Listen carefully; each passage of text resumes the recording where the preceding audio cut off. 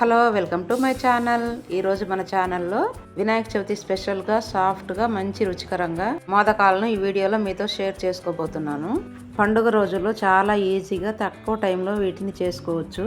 అంతేకాదు, ఈ మోదకాల స్పెషాలిటీ ఏమిటంటే చాలా బలమైనది, ఆరోగ్యానికి చాలా మంచిది. పలహారాన్ని మనం చాలా క్విక్గా చేసుకున్నా దీని టేస్ట్ మాత్రం 100% ఉంటుంది. మరొకటి ఏమిటంటే మోళ్ళు లేకపోయినా మోదకాలని చేత్తో చాలా ఈజీగా చేసుకోవచ్చు. ప్లీజ్ లైక్ చేయండి, సబ్స్క్రైబ్ చేసుకోండి. అలా ఈజీగా క్విక్గా ఎలా చేసుకోవాలో చూసేద్దాం. కాంచుకున్న పాలే తీసుకుంటున్నాను.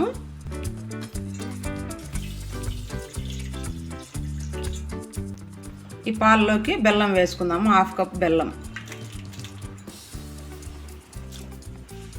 1 కప్పు పుట్నాల పప్పు వేసుకుంటున్నాను. అదే కప్పుకు 1/4 కప్పు జీడిపప్పు వేసుకుంటున్నాను. ఒక 10-15 పప్పులు. ఇందులోనే ఇలాచి కూడా వేసుకొని ఇదంతా మెత్తగా మిక్సీ పట్టుకోవాలి. మెత్తగా మిక్సీ పట్టుకున్నాము.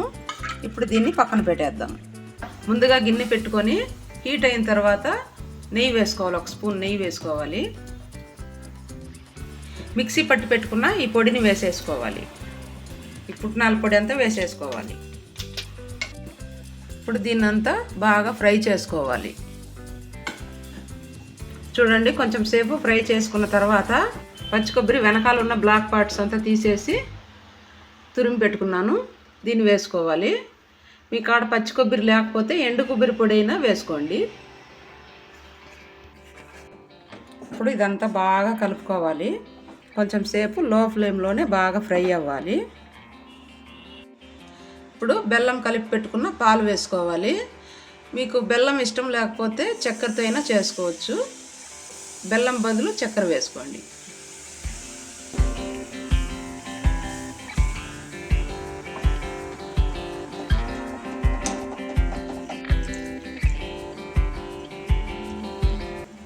ఇదంతా వేసుకొని బాగా కలిపేసుకోవాలి. ముందు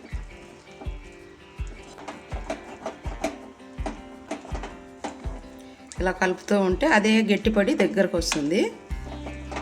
మీడియం ఫ్లేమ్లో పెట్టుకొని కలుపుకోండి. హై ఫ్లేమ్లో పెట్టారనుకోండి మాడిపోతుంది. చూడండి, చిక్కబడింది చూడండి.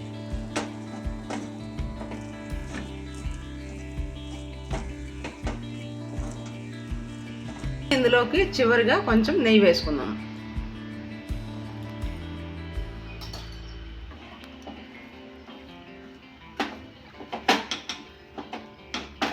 నెయ్యి వేసుకొని అంతా కలుపుకొని గ్యాస్ ఆఫ్ చేసేయాలి. చిన్నగా కట్ చేసుకున్న బాదం పిస్తా వేసుకొని బాగా కలుపుకోవాలి. మోదపు మూలు ఉంది, దీంతో చేస్తున్నాను. మీరు ఇది లేకపోయినా కూడా చేత్తో కూడా చేసుకోవచ్చు. ఇప్పుడు దీంట్లో ఒకటి ఎలా చేయాలో చేసి చూపిస్తాను.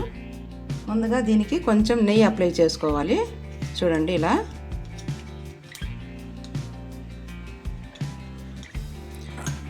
అప్లై చేసుకొని ఇప్పుడు ఇందులోకి మనం తయారు చేసి పెట్టుకున్న స్వీట్ని 2 పక్కల ఇలా పెట్టుకోవాలి. అంతా దీంట్లో ఇలా పెట్టుకోవాలి. చూడండి, ఇలా అంతా ఇలా చేసి పెట్టుకొని ఈ పక్క కూడా ఇలాగే పెట్టుకోవాలి. చూడండి, ఇప్పుడు దీన్ని ఇలా ఇలా మూసుకొని ఇలా ఎగస్ట్రా వచ్చింది కదా, ఇదంతా తీసేయాలి. ఇలా కింద కూడా ఈ పక్క ఇది కూడా ఎగస్ట్రా ఉంది, దాన్ని తీసేసి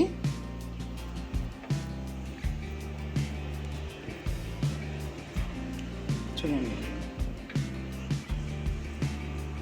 చూడండి ఎంత బాగా వచ్చిందో. ఇప్పుడు చూపిస్తాను. చూడండి,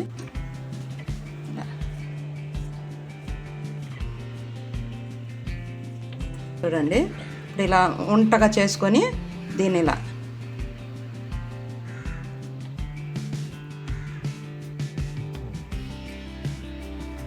చేసుకోవాలి.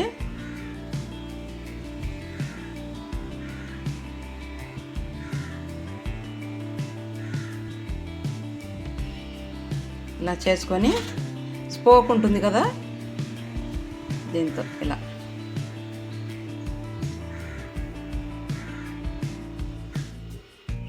చూడండి ఇలా చేసుకోవాలి. ఇది లేనోళ్ళు, ఈ మోదక్ చేసేది లేని వాళ్ళు ఇలా చేసుకోండి. చూడండి, ఉండ్రాలు కూడా చేసుకోవచ్చు.